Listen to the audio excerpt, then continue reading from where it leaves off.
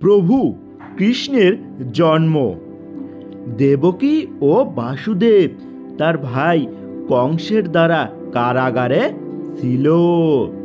প্রতিবার যখন সে সন্তানের জন্ম দেয়, তখন কংস নিজে এসে শুধু নিজের হাতে করে বাচ্চাকে মেরে ফেলতো।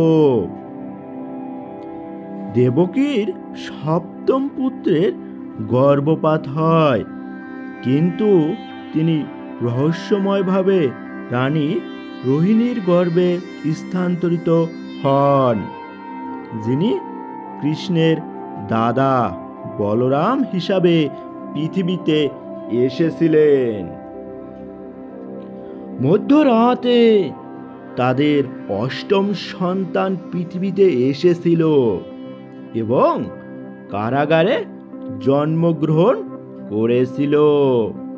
এটি ছিল প্রভু কৃষ্ণ, এবং এই বিশেষ দিনটি জন্মাষ্টমী হিসাবে পালন করা হয়। নীতি: যদি কিছু ভালো হওয়ার হয়, তা সবসময় হবে। ভালো সবসময় মন্দকে পরাজিত করবে।